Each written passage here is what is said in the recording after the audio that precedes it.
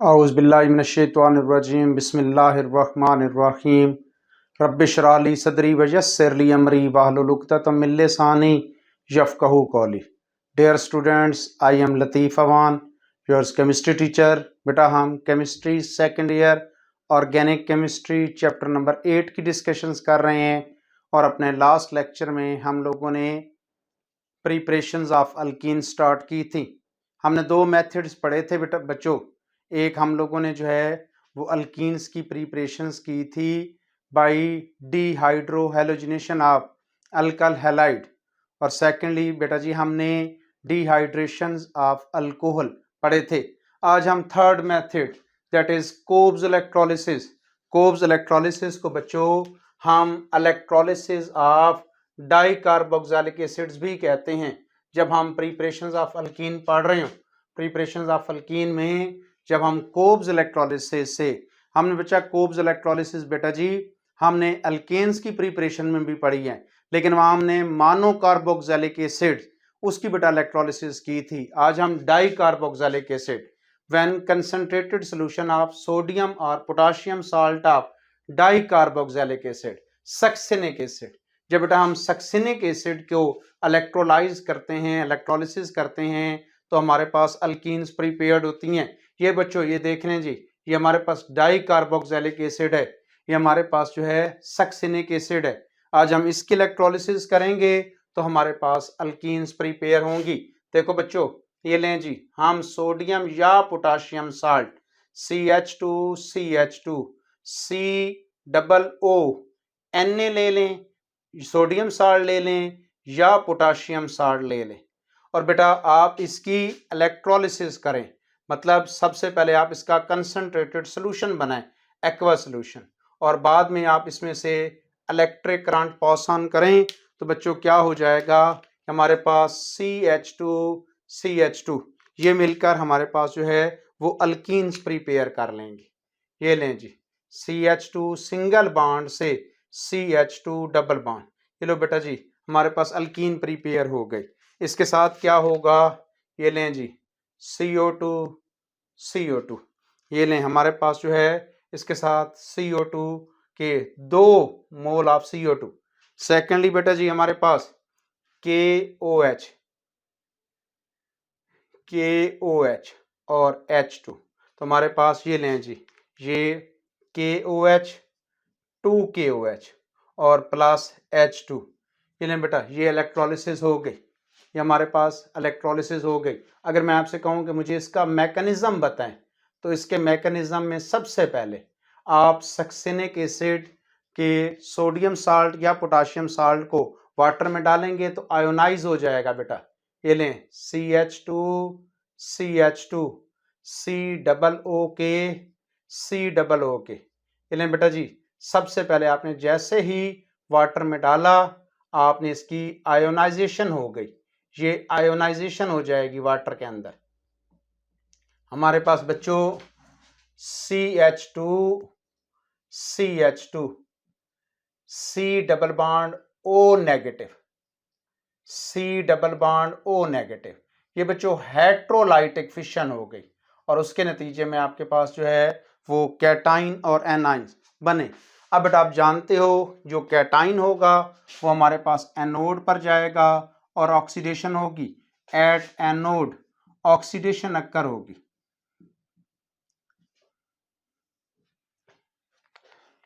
CH2 C double bond O negative,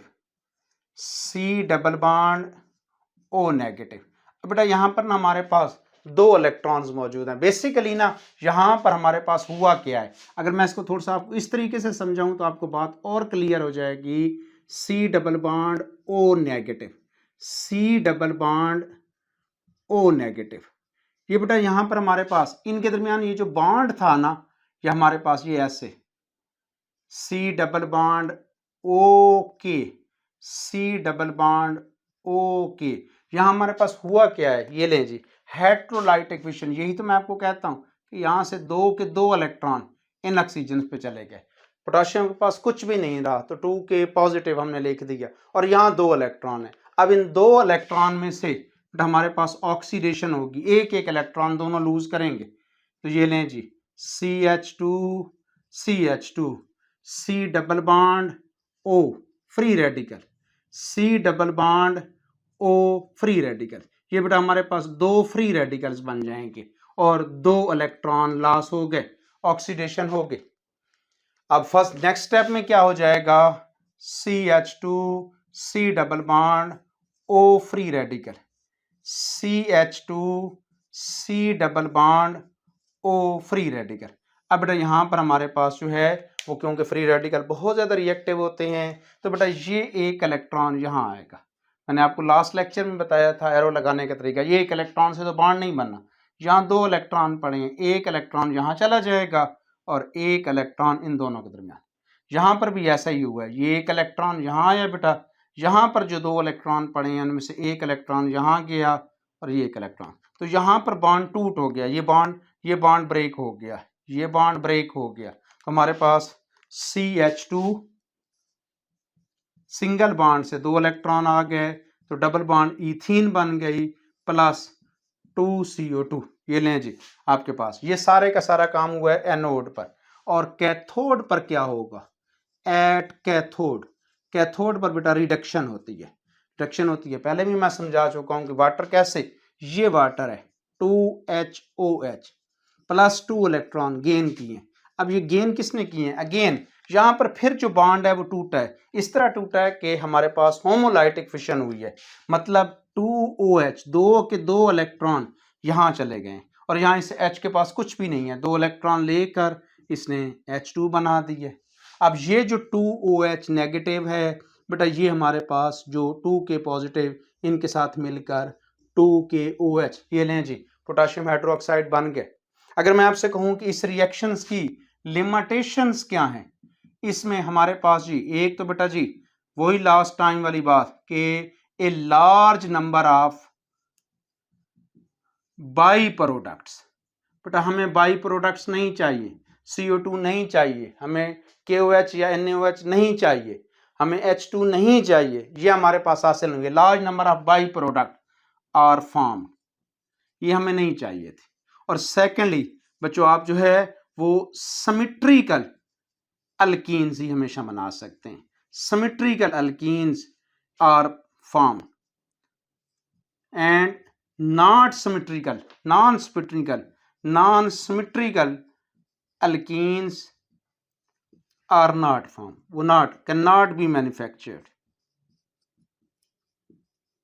आप non symmetrical alkenes इस method से prepare नहीं कर सकते। एक और भी बात बेटा आपने याद रखनी है, आपने देखा है एनोड पर हमारे पास कार्बन डाइऑक्साइड गैस हासिल हुई है, जबकि हमारे पास ईथीन, और जो कैथोड है बेटा वहां पर हाइड्रोजन गैस। याद रखना है कैथोड पर हाइड्रोजन गैस हमारे पास हासिल होती है। ये बाज़ आपसे MCQs में भी पूछ लेते हैं, शॉर्ट क्वेश्चन में भी, MD कैट में भी।